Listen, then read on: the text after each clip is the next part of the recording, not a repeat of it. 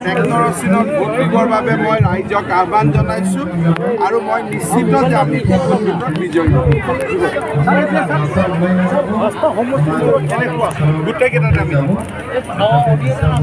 आच्छा सार दिनै जे सुबुंगौमा हाबाफारि बे हाबाफारिनि गेजेरजों सारा मा बुंदों? दिनैनि बे सुबुंगौमा हाबाफारियानो जाहैबाय फैबाय थानाय जे 30 तारिखनि उफ्रा बिसायख'थि बे बिसायख'थिखौ नोजोर बोनानै आसामनि मानगोनां chief minister doctor Himanta Biswa शर्माजों लोगोसे गोबां मिनिस्टारफोर दंफैयो आरो लोगोसेयैनो बिटिआरनि चिफ प्रमद बर' बिथांजों लोगोसे जोंनि एमएलएफोर दंफैयो आरो लोगोसे जोंनि मित्रजोट दोलोनि गोबां दैदेनगिरि बिथांमोन दंफैयो आरो बे गोबां दैदेनगिरि बिथांमोननि लोगोसे खुंफुंनो लानाय बे सुबुंगौमा हाबाफारियाव रोजा रोजा जोंनि रायजो राजा बिथांमोना जगदान होदों।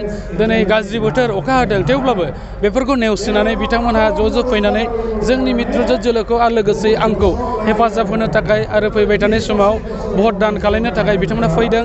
दा बे गासैखौ नोजोर बोनानै दिनैनि तारिखआव आं बुंनो हायो जे जोंनि मित्रजोटनि आङो सासे बिजाथि हिसाबै फैबाय थानाय जे 30 तारिखआव बेहाय मोनसे बिसायख'थि जागोन आरो 2 तारिखआव जे बे रिजाल्ट जागोन बे रिजाल्टनि सिगांनो दिनै गासैबो जोङो जेनाखि मोनसे परिबेस बेखौ नायनानै बुंनो हायो जे जोङो देरहाखाबाय होननानै। बे फैबाय थानाय जे बिधानसभा बिसायख'थि बे बिसायख'थियावहाय सारजों बबेबा हान्जाया फेक्टर जागोन नामा?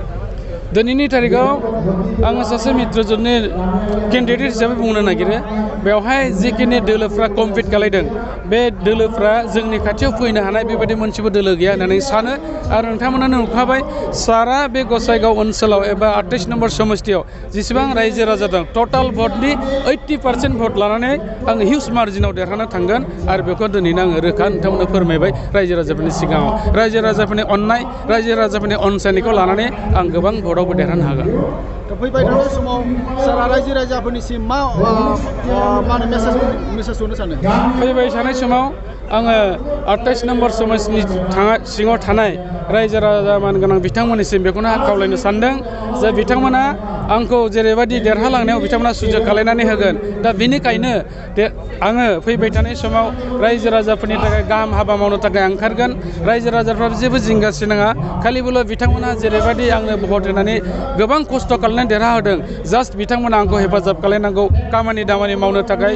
जोंनि बे समस्तियाव गोबां माखासे मावख' हायै खामानि दं।